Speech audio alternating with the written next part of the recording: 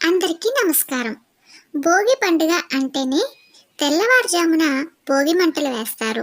అలాగే సాయంత్రం చిన్నపిల్లలకి భోగి పళ్ళు పోస్తారు. మరి ఈ భోగి పళ్ళు చిన్నపిల్లలకి అసలు ఎందుకు పోస్తారు? ఏ టైంలో పోయాలి? ఈ భోగి పళ్ళు పోయాలంటే ఆచారం ఉంటేనే వేయాలా లేదా అన్న విషయాల గురించి ఇప్పుడు తెలుసుకుందాం. భోగిపళ్ళు ఆచారం ఉంటేనే పొయ్యాలి అని ఏమీ లేదు.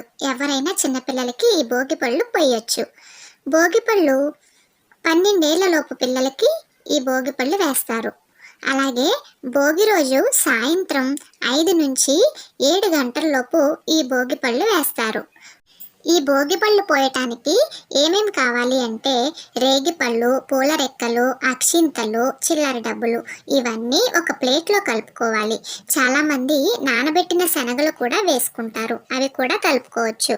ఇలా ఈ భోగిపళ్ళనన్నీ ఒక ప్లేట్లో కలుపుకొని ఉంచి ముందుగా శ్రీమన్నారాయణునికి పూజ చేయాలి. ఆ తర్వాతే మీరు కలుపుకున్న ఈ భోగిపళ్ళను పిల్లలకు పోయాలి. ముందుగా శ్రీమన్నారాయణునికి ఎందుకు పూజ చేయాలి అంటే శ్రీమన్నారాయణుడి దగ్గర ముందుగా భోగిపళ్ళు ఎందుకు వేయాలి అంటే శ్రీమన్నారాయణుడు శివుణ్ణి ప్రసన్నం చేసుకునేందుకు ఆ నారాయణుడు బద్రీవనంలో ఘోర తపస్సు చేస్తారు. ఈ తపస్సుకు మెచ్చిన శివుడు వరమిస్తాడు. దీంతో ముక్కోటి దేవతలు శ్రీమన్నారాయణునికి బద్రీ ఫలాలతో అభిషేకం చేస్తారు. ఈ బద్రీ ఫలాలు అభిషేకం చేయగానే ఆ నారాయణుడు ఎంతో సంతోషించి చిన్న పిల్లవాడి రూపంలో మారిపోతాడు. ఇది అంతా భోగి పండుగ రోజు జరుగుతుంది. బద్రీ ఫలాలు అంటే రేగిపళ్ళు.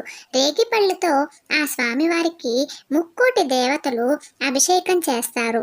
అందుకనే చిన్నపిల్లలకు ఈ భోగి రోజున ఈ భోగి పళ్ళు పోస్తారు.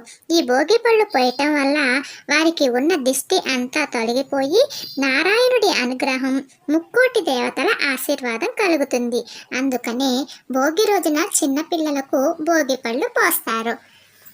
పిల్లల్ని ఒక చాప కానీ లేదా ఒక కుర్చీలో కానీ కూర్చోపెట్టి మొదటిగా తల్లి వీళ్ళకి భోగి పళ్ళు పోయాలి.